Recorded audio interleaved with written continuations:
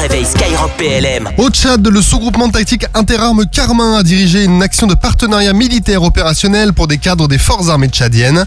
Cette coopération comprenait des formations dans les domaines sanitaires, d'intervention opérationnelle rapprochée, de lutte contre les engins explosifs improvisés, de combat et de fouilles opérationnelles. En parallèle, le sous-groupement et un détachement du 25e régiment du génie de l'air ont mené des actions civilo-militaires à Moussoro dans l'ouest du pays. Ces actions comprenaient des distributions d'aliments et de kits scolaires, une assistance médicale à la population et l'électrification de la mairie. L'équipe du 25e RGA a de son côté participé à une opération de désensablement de la piste d'atterrissage de l'aéroport de Moussoro. Des initiatives qui permettent de renforcer la coopération entre les armées tchadiennes et françaises. Des Mirage 2005F du groupe de chasse 1-2 Cigogne de la base aérienne 116 de Luxeuil-Saint-Sauveur ont été déployés en Lituanie pour un déplacement de 4 mois dans le cadre de la mission Enhanced Air Policing de l'OTAN. Cette mission doit permettre de garantir la sûreté de l'espace aérien des pays membres et de démontrer l'engagement de la France dans la sécurité de l'espace aérien en Europe de l'Est. Ce déploiement, qui constitue la 10e participation de l'armée de l'air et de l'espace à cette mission, et la 7e en Lituanie, concernait une centaine d'aviateurs, principalement affectés à la 2e escadre de chasse de la BA 116, comprenant des pilotes, des mécaniciens, des fusiliers, des commandos de l'air, des pompiers, des personnels de santé du service de l'énergie opérationnelle et des spécialistes des systèmes d'information et de communication.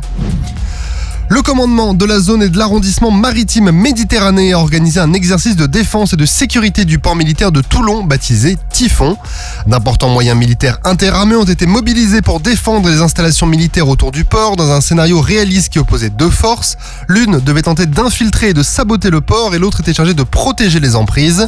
Étaient présents les services de sécurité et de secours de la base navale de Toulon, les unités de la Marine nationale, la patrouille opérationnelle de la base aérienne d'Istres, deux sections du 503e et du 515e régiment du train, le groupe de plongeurs des mineurs de la Méditerranée, la gendarmerie maritime et le pôle École Méditerranée.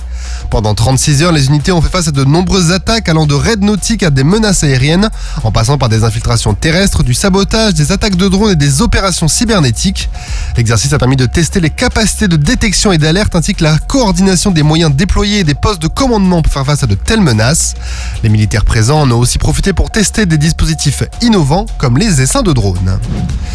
Et la Direction Générale de l'Armement a récemment annoncé avoir passé une commande de 7 patrouilleurs hauturiers pour la Marine nationale pour un coût total de 900 millions d'euros.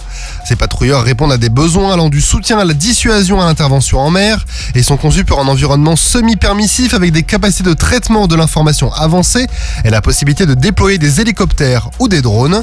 Cette commande s'inscrit dans le cadre de la loi de programmation militaire 2024-2030 avec la livraison du premier patrouilleur prévu en 2026 et l'objectif d'avoir 10 patrouilleurs hauturiers en service d'ici 2035 pour remplacer les patrouilleurs de haute mer qui existent déjà.